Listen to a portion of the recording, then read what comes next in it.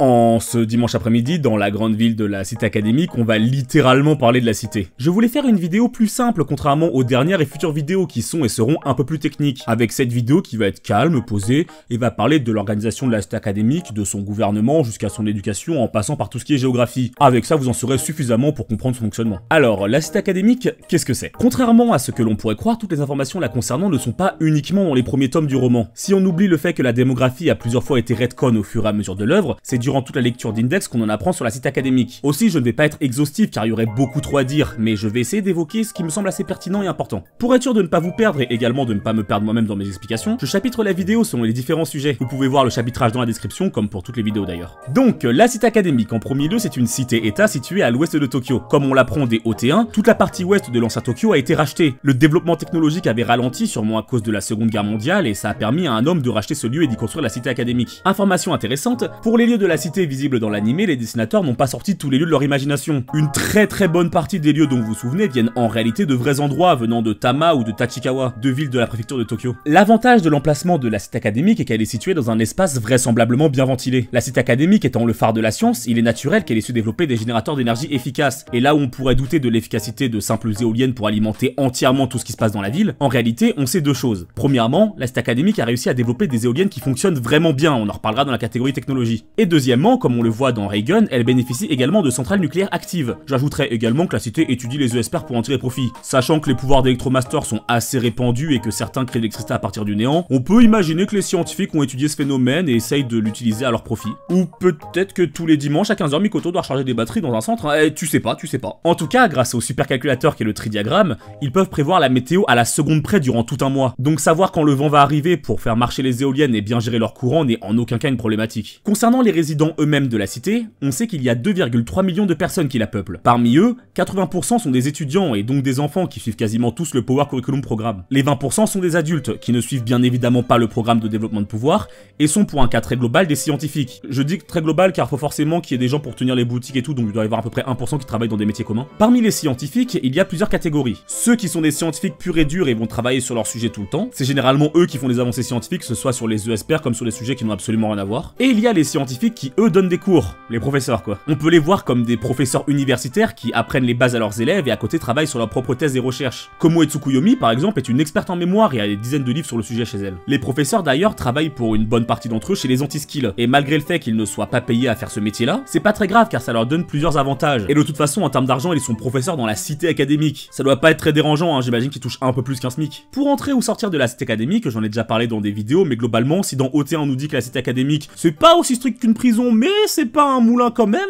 c'est pas pour rien. La réglementation est très stricte et entre prise de sang, d'empreintes digitales, rétiniennes, pose de puces, formulaire de sortie, injection de nanomachines et nanoparticules de surveillance et de soins en plus, ainsi qu'une certaine envie de garder bien les ESPR à l'œil, disons que c'est pas tout repos. Tu ne circules pas comme tu veux dans la cité. Elle est entourée de murs qui empêchent quiconque de pénétrer par autre chose que les entrées officielles qui sont très réglementées. D'ailleurs, les rares personnes entrant dans la cité académique pour par exemple les événements sportifs sont tous discrètement tracés avec des puces dans leur passe. En termes de surveillance de population, la cité académique est très haute. Mais ça, c'est pour le point population. Qu'en est-il de la politique? Comme je l'ai déjà dit, la cité académique est une cité-état. Ainsi, elle est entièrement indépendante et régie par un système dictatorial constitutionnel. Deux mots compliqués juste pour dire qu'il y a une constitution qui régit les lois de la cité et que Aleister Crowley, le président du conseil d'administration que l'on appelle chairman en anglais, c'est beaucoup trop stylé, a les pleins pouvoirs. Mais je veux dire littéralement les pleins pouvoirs. Il délègue la responsabilité générale de la cité aux 12 membres du conseil d'administration qu'il considère comme remplaçables. C'est ce groupe d'individus qui va prendre la plupart des décisions concernant les affaires internes, en tout cas si l'histoire ne le fait pas. Petit rappel, le conseil d'administration ne pense pas avec éthique et légalité, mais avec intérêt, profit et surtout efficacité. Je ne vais pas représenter le dark side, je l'ai déjà fait dans cette vidéo là, mais quand il faut s'occuper de choses que l'on pourrait considérer comme pas très légales, le conseil d'administration demandera d'effectuer le travail à des personnes que l'on connaît comme étant liaisons. Ces fameuses personnes liaisons mettront en contact la demande avec un groupe du dark side. Donc oui, plusieurs groupes travaillent parfois en secret pour le conseil d'administration sans même qu'ils ne le sachent. Mais il n'y a pas que qui font appel à ces groupes évidemment. N'importe quel institut un tant soit peu renommé et utile directement ou indirectement à la cité peut faire appel au dark side. Cependant, il y a certaines forces armées hors de Anti-Skill et Judgment qui ont un rôle indépendant et sont sur des ordres directs, tels que Hound Dog qui est un groupe sous les ordres directs d'Alister, ou encore Groupe qui travaille toujours pour le conseil, et c'est d'ailleurs eux qui doivent s'occuper des affaires internes à la cité. La cité elle-même dans sa structure interne est divisée en 23 districts. Et ce qui est cool c'est que le site officiel Toaru Project nous explique simplement ce qui se passe dans chacun des 23 districts scolaires. Il y a donc la zone administrative principale, les installations de l'armée et zones d'entraînement d'Anti-Skill et Judgment, les lieux d'hébergement pour les personnes venant de l'extérieur de la cité, la zone de restauration globale, un district où il y a quasiment que des universités et collèges, le quartier de loisirs avec même un parc d'attractions, le fameux 7ème district qui comprend beaucoup de choses, que ce soit des collèges et lycées, dont Tokiwadai notamment, des dortoirs en tout genre, dont celui de Thomas, il y a également son école, l'hôpital du docteur Grenouille, l'immeuble sans fenêtre où réside Alistair, bref, c'est un arrondissement bien rempli. On continue avec le quartier utile pour le corps enseignant, de ce que j'ai compris c'est là où il y a plein de matos pour eux, enfin voilà. Le district où il y a des écoles d'art industriel et de beaux-arts, et pour ceux qui veulent savoir ce que sont les arts industriels, c'est la fabrication d'objets grâce à des outils et à ses mains. La zone énergétique nucléaire avec une maison de correction qui sert donc de prison pour mineurs, avec à côté le seul cimetière de la ville. Et oui, il y a des morts dans la cité, donc faut bien qu'il y ait un cimetière. C'est d'ailleurs dans ce district qu'il y avait un centre de recherche sur le dual skill, mais qui a fermé depuis. Mais c'est dans ce fameux centre qu'Accelerator est resté jusqu'à ses 9 ans avant de partir. Suivant, la zone d'exportation et de transfert de marchandises, le seul district contenant des écoles basées sur la théologie, donc l'étude des religions, le district rempli d'écoles maternelles et primaires, le quartier d'habitation et autres installations pour les étudiants étrangers, car oui ça existe, la zone économique et commerciale de la ville ayant des installations sur les communications, toujours une autre zone commerciale, le quartier de stockage ou d'organisation de frais ferroviaires, c'est d'ailleurs dans ce lieu que Thomas et Accelerator ont combattu. Et c'est également ici que se trouve une prison pour les criminels de haut niveau comme Harumi Kiyama. Le district scolaire comportant notamment Kirigaoka et Nagatenjuki, deux des écoles les plus prestigieuses de la cité académique. En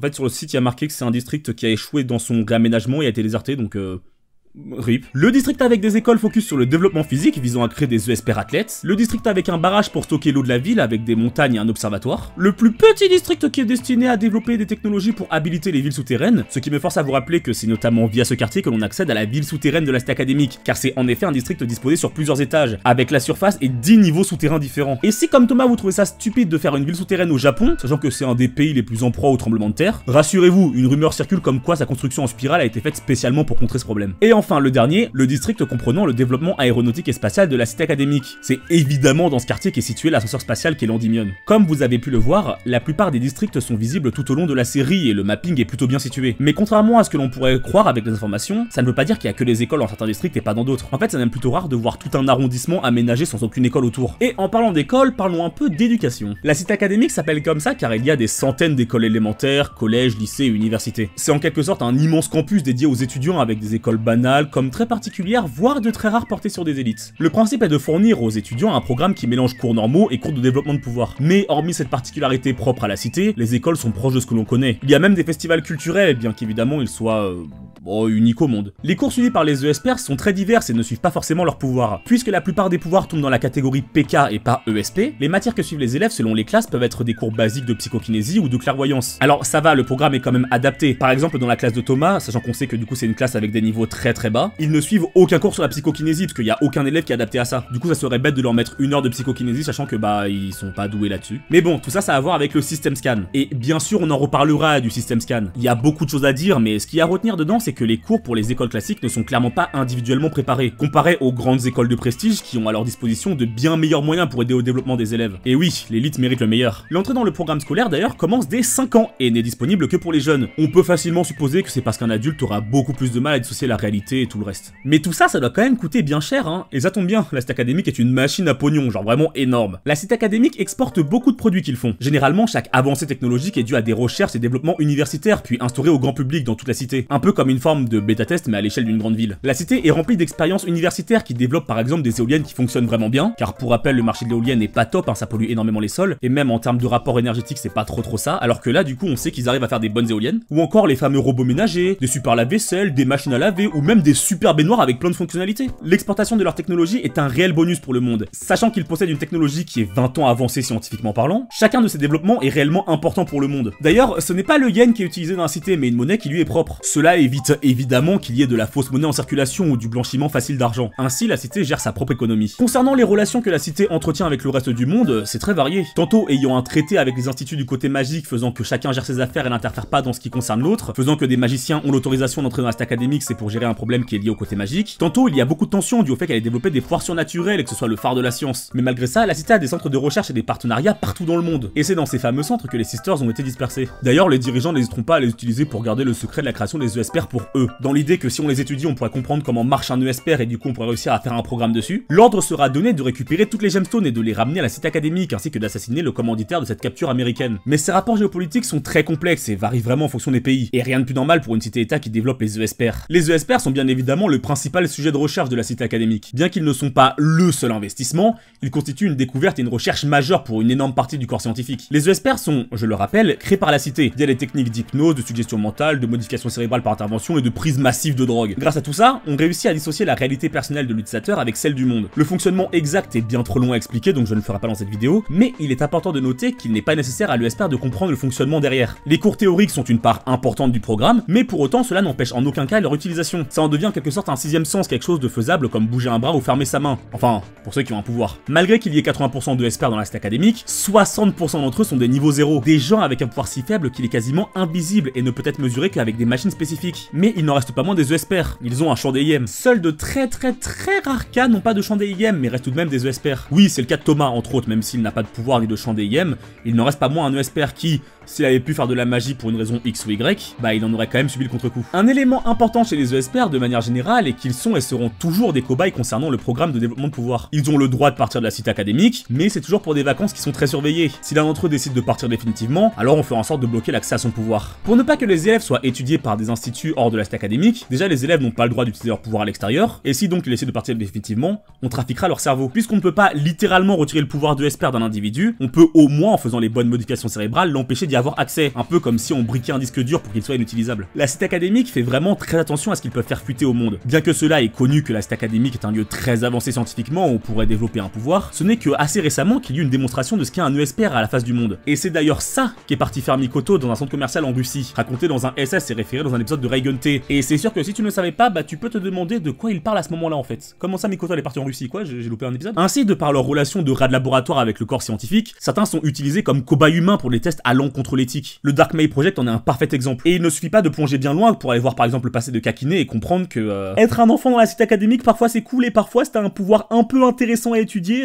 bonne chance. En tout cas, la cité académique en elle-même est un sujet vaste qui n'a pas fini de faire parler. Et j'espère que cette vidéo vous aura plu. Je n'ai pas parlé de la sécurité militaire et de l'armée car c'est des sujets qui mériteront des vidéos personnelles et en fait même des sujets beaucoup plus grands comme les ESPR eux-mêmes ou les relations de la cité n'ont été que brièvement effleurés ici. Donc ne vous inquiétez pas, ce n'est pas la première et clairement pas la dernière fois que vous entendrez parler de la cité académique sur la chaîne. Au départ, je voulais simplement faire une petite vidéo sur les districts de la cité, mais je me suis dit que j'allais en dire un peu plus finalement. Enfin bref, n'hésitez pas à liker et partager la vidéo et à vous abonner pour suivre la chaîne. Soyez tenus au courant des informations sur le Discord. Je remercie encore une fois les tipeurs de ce mois-ci qui sont Hathor, Alpha Team et Geku. Moi, je vous laisse et je vous dis à très bientôt pour la prochaine vidéo de la cité académique. Ciao!